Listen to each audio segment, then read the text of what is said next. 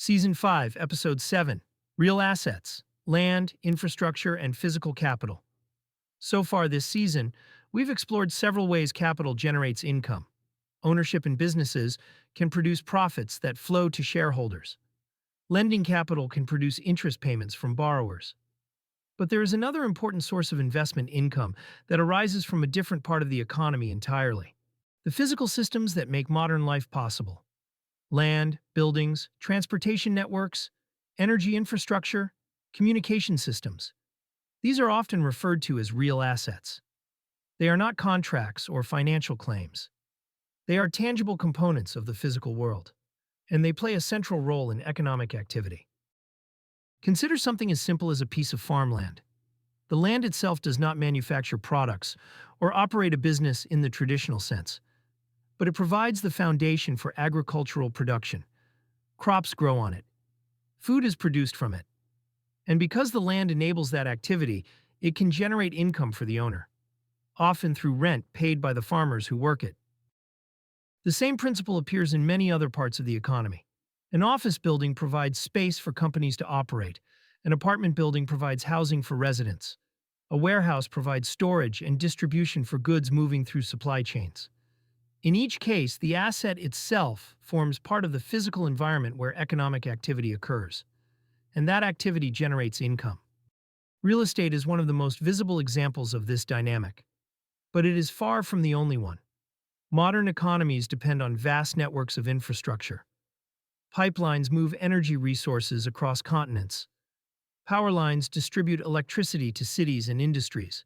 Railways and ports move goods across regions and oceans. Cell towers and fiber networks carry the signals that connect digital communication. These systems require enormous investment to build, but once constructed, they often generate cash flow for many years. The reason is simple. The services they provide are deeply embedded in everyday life. Energy must move. Goods must travel. Information must flow. Because these systems support ongoing economic activity, they often produce income through usage. Fees, tolls, leases, contracts. Each time the infrastructure is used, a small payment flows back to the owner. Over time, those payments accumulate into a steady stream of income. This is what gives many real assets their distinctive behavior. They are tied to the physical foundations of the economy.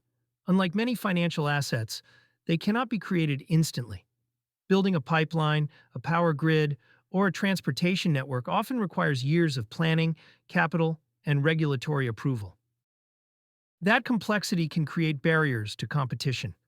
Once the asset is operating, the owner may benefit from relatively stable demand for its services.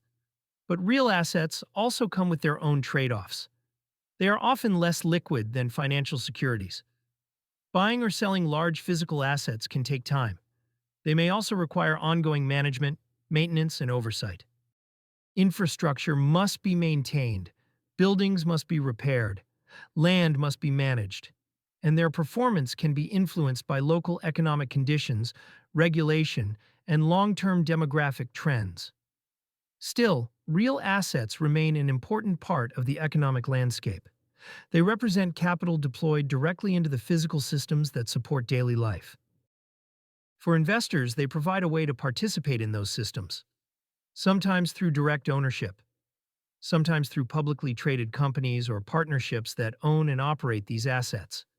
And the income they generate often reflects the steady rhythms of the physical economy itself. People need places to live. Energy must move from producers to consumers. Goods must be transported. Communication networks must carry data across the world. Each of these activities creates opportunities for capital to earn income. But there is another kind of asset whose income streams arise from a slightly different principle. Not ownership of land or infrastructure, but ownership of the rights to economic activity itself. Rights that allow the owner to collect small payments whenever something is produced, used, or sold. These structures often behave like economic toll booths, quietly collecting revenue as the world goes about its business. And understanding how they work reveals yet another place where investment income can originate.